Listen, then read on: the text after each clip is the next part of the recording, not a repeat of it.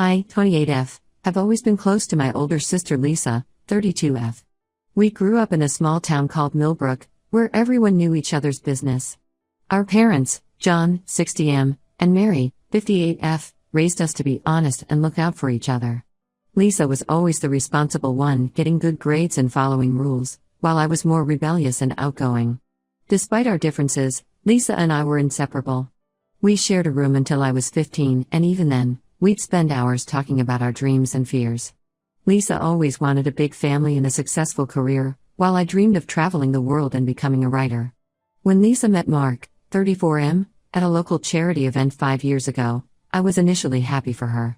Mark seemed charming and successful, everything Lisa had always wanted in a partner.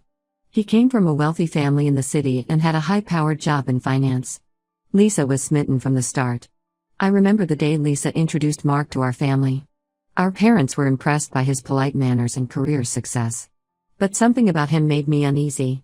Maybe it was the way his eyes lingered a bit too long on me, or how he seemed to talk down to Lisa when explaining his job.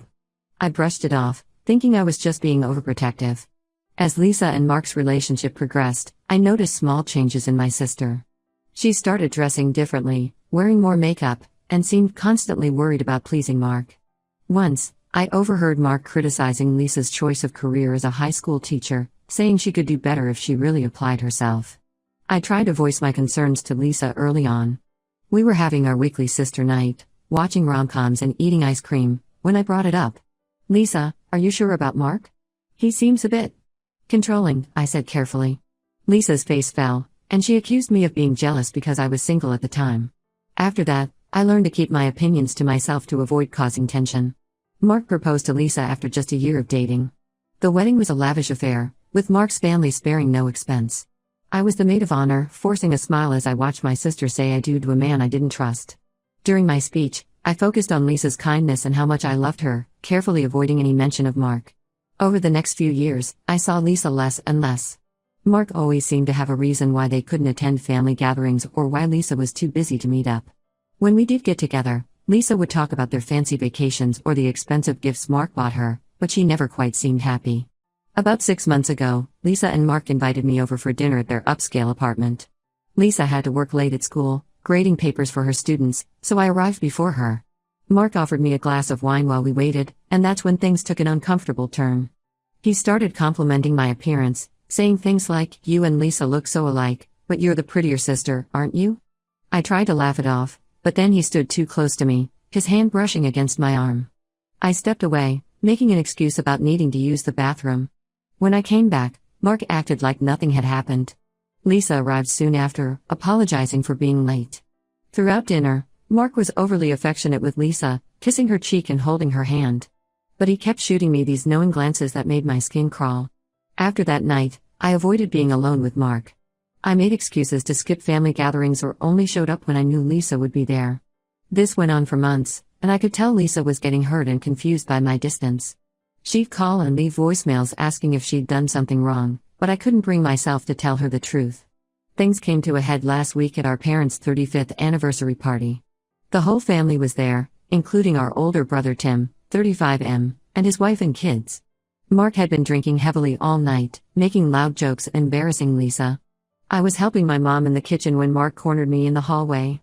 He reeked of alcohol as he leaned in close, saying, "You know, Lisa's great, but you're the one I really want." Then he tried to kiss me. I pushed him away hard, causing him to stumble back into a side table. The crash brought people running from the living room. Lisa saw Mark straightening up and me backed against the wall. She demanded to know what was going on. In that moment, all the months of stress and guilt came pouring out. I told her everything, about the dinner, the comments, and now this attempted kiss. Lisa didn't believe me at first. She accused me of being jealous and trying to ruin her marriage. We got into a huge fight right there in the hallway, with her calling me a liar and me insisting I was telling the truth. Our parents tried to calm us down, but years of pent-up frustration were spilling out. In front of everyone, Lisa turned to Mark and asked if what I said was true.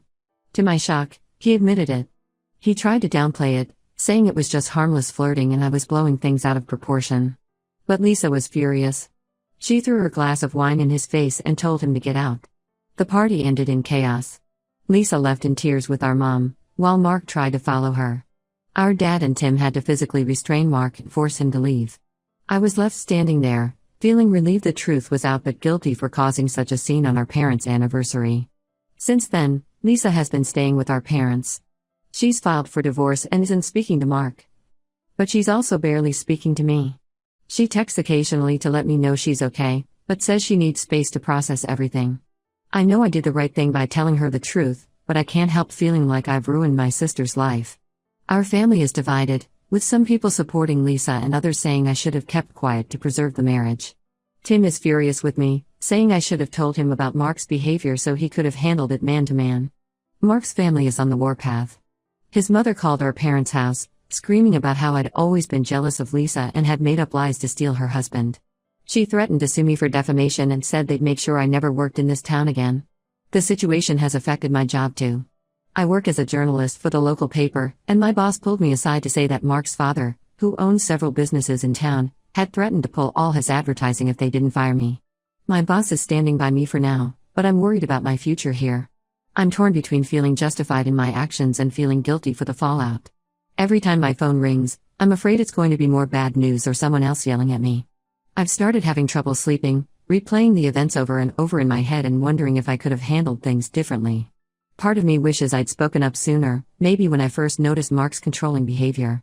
Maybe if I'd pushed harder, Lisa wouldn't have married him in the first place. But another part wonders if I should have just kept my mouth shut and let Lisa live in blissful ignorance. I love my sister more than anything, and the thought of losing her over this is killing me.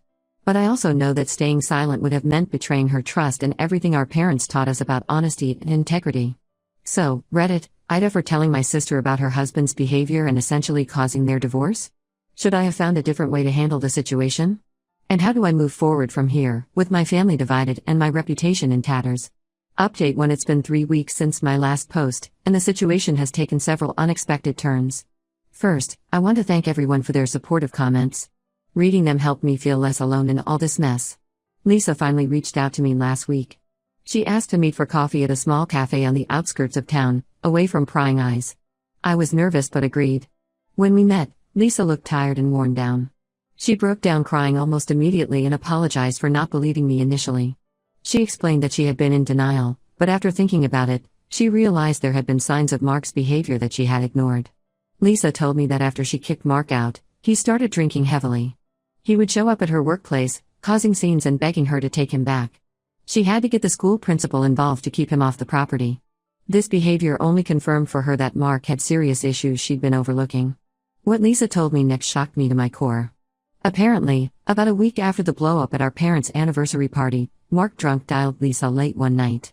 He thought he was leaving a voicemail and went on a long, rambling confession about various affairs he'd had throughout their marriage. The most devastating revelation was that he'd been sleeping with Lisa's best friend Sarah for over a year.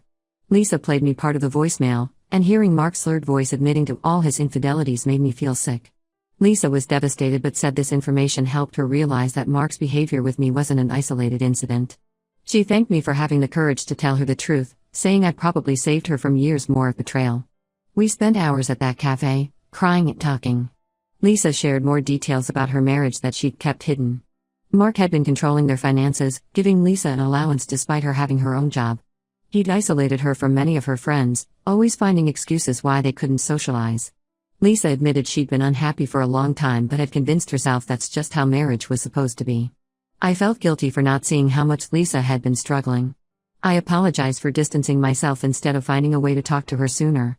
We both agreed to work on being more open and honest with each other going forward. However, our reconciliation was short-lived. The very next day, I received a cease and desist letter from Mark's lawyer. He's threatening to sue me for defamation, claiming I made up the story about him hitting on me to break up his marriage. He's also threatening to sue Lisa for a larger divorce settlement if she doesn't retract her claims about his infidelity. Lisa and I are both scared. Neither of us has the money for a legal battle, and Mark comes from a wealthy family with connections. We don't have concrete proof of his behavior, just our word against his. The voicemail Lisa had saved was apparently inadmissible as evidence because Mark didn't know he was being recorded. To make matters worse, Sarah, Lisa's former best friend, is backing up Mark's story. She's denying any affair and saying that I've always been jealous of Lisa's relationship. She's telling people that I manipulated Lisa into believing lies about Mark because I couldn't stand to see my sister happy. Some of our mutual friends are starting to believe them.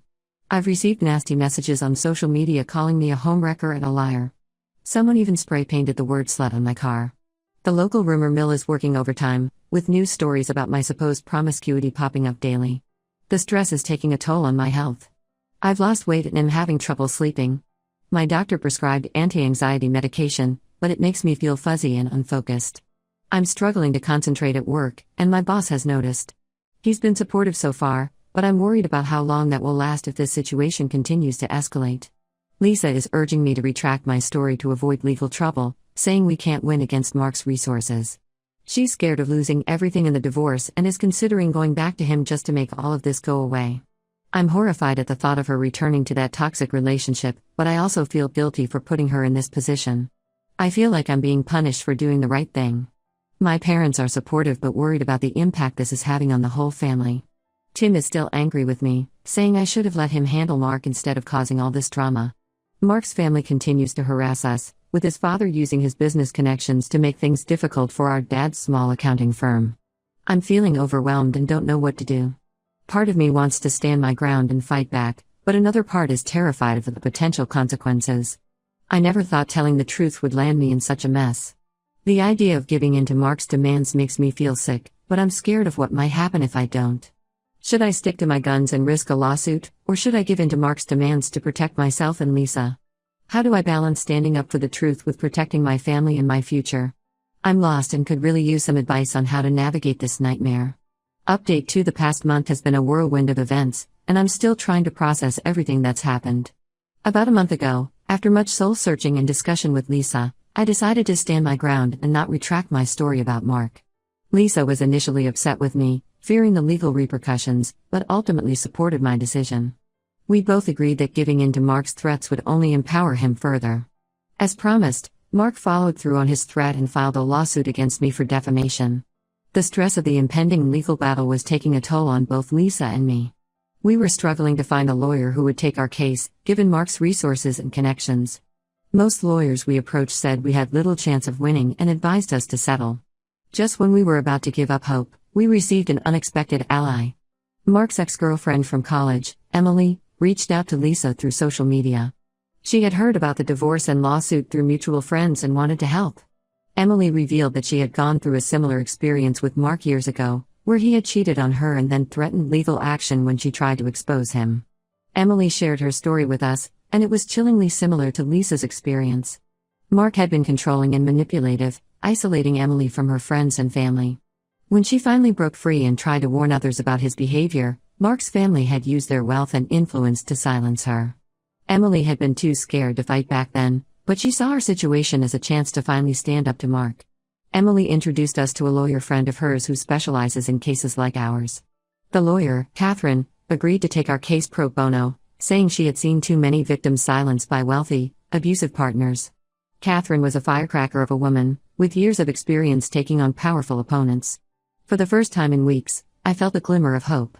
With Catherine's guidance, we started building our case.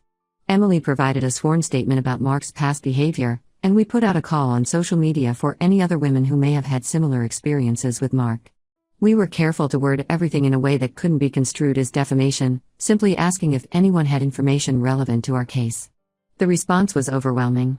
5 other women came forward with stories of Mark's inappropriate behavior, ranging from workplace harassment to full-blown affairs. 2 of them had documentation in the form of text messages and emails. It turned out that Mark had a long history of preying on women in vulnerable positions, using his charm and family's influence to avoid consequences. Armed with this new evidence, Catherine filed a countersuit against Mark for emotional distress and legal intimidation. We also reported his behavior to his workplace's HR department, as some of the incidents had occurred with coworkers. The tables have turned, and now Mark is the one on the defensive. His lawyer has reached out about possibly settling out of court. Lisa's divorce proceedings have been put on hold pending the outcome of these legal battles. While I'm relieved that the truth is coming out, I'm also exhausted by this whole ordeal. The constant stress has taken a toll on my health and relationships. I've lost weight, my hair is falling out, and I've developed stress-induced eczema. I've had to take a leave of absence from work to deal with everything, which has put a strain on my finances. My relationship with Lisa has been strained as we navigate this legal minefield together. Some days we're a united front, other days we argue about how to proceed. Lisa is still processing the betrayal of her marriage and sometimes lashes out at me unfairly. I'm trying to be patient, but it's hard not to feel hurt when she questions my motives or actions. Our family is still divided. Our parents are supportive but worried about the toll this is taking on both of us. Tim has come around somewhat, apologizing for doubting me initially, but he's still uncomfortable with the public nature of the legal battle. Some extended family members still blame me for starting all this trouble by speaking up in the first place. The small-town rumor mill continues to churn. While many people have rallied behind us after hearing about the other women's experiences, others still believe I'm the villain in this story. I've lost friends who think I should have kept quiet, and I feel isolated and alone much of the time. I'm seeing a therapist to cope with the anxiety and stress, but some days it feels like an uphill battle. I know we're doing the right thing by standing up to Mark, but at what cost? The idea of a long, drawn-out legal battle is daunting, but the thought of letting Mark get away with his behavior is even worse. I'm trying to stay strong, but some days I wonder if it would have been easier to just stay quiet. The stress is affecting every aspect of my life. I'm having trouble sleeping, jumping at every noise and constantly checking over my shoulder. I've started having panic attacks, something I've never experienced before. Despite all this, I know we can't back down now. Too many women have been silenced by men like Mark, and it's time someone took a stand. I just hope I have the strength to see this through to the end. I could really use some advice on how to balance seeking justice with preserving my mental health and relationships. How do I stay strong in the face of all this pressure? And how do I rebuild my life once this is all over, regardless of the outcome? Update 3. It's been a long and difficult journey, but I finally have some closure to share. The legal battle with Mark concluded last month, and the results were better than we could have hoped for. As our lawyer Catherine built our case, more women continued to come forward with allegations against Mark. His company couldn't ignore the mounting evidence and launched an internal investigation. They uncovered a pattern of harassment and misconduct going back years, as well as evidence that Mark had been using company resources to conduct his affairs and silence his victims. Mark was fired from his high-paying job, which significantly weakened his position in both the lawsuit against me and his divorce proceedings with Lisa. Without his income and with his reputation in tatters, Mark's family finally stopped supporting him financially and legally. Faced with mounting evidence and loss of financial stability, Mark agreed to settle out of court. He dropped the defamation lawsuit against me and agreed to Lisa's terms in the divorce. He also had to sign a non-disclosure agreement, preventing him from spreading false stories about us or retaliating in any way. The settlement included a public apology from Mark, admitting to his behavior and acknowledging the harm he had caused. While it doesn't undo the damage he's done, it felt vindicating to finally have the truth recognized publicly. Lisa's divorce was finalized last week. She didn't get as much in the settlement as she would have if Mark had kept his job, but she's just happy to be free of him. She's started therapy to work through the trauma of her marriage and our family conflicts. She's also reconnected with some old friends and is slowly rebuilding her support network. Our relationship has improved, but it's not fully healed. We're both working on rebuilding trust and dealing with the guilt and resentment that built up over the past few months. We've agreed to give each other space while still being supportive. We're not back to our old closeness yet, but we're making progress. As for me, I'm slowly putting my life back together. The stress of the lawsuit took a toll on my health and career. I've changed jobs to get away from the gossip and drama that followed me at my old workplace. I'm now working for a small online publication, which allows me to work from home and avoid the public eye for a while. I'm still in therapy, working through the anxiety and trauma from this experience. Some days are better than others, but I'm learning coping strategies and slowly regaining my confidence. I've also started volunteering at a local women's shelter, which has been healing in its own way. Some family members have apologized for doubting me, while others still maintain I should have kept quiet. I've had to distance myself from those who continue to blame me for ruining Lisa's marriage. It's been painful, but I'm learning to prioritize my well-being over keeping the peace. The whole experience has taught me a lot about standing up for what's right, even when it's difficult. I don't regret telling Lisa the truth, but I underestimated how challenging the aftermath would be. I'm proud of myself for not backing down, but I'm also working on forgiveness, both for those who doubted me and for myself for the times I almost gave up. Our small town is slowly moving on from the scandal, but I know things will never be quite the same. I'm considering moving to a bigger city for a fresh start, but I'm hesitant to leave my family and support system behind. Thank you to everyone who supported me through this journey. Your encouragement gave me strength when I needed it most. I hope my story can help others find the courage to stand up against abuse and manipulation, no matter how powerful the abuser might seem.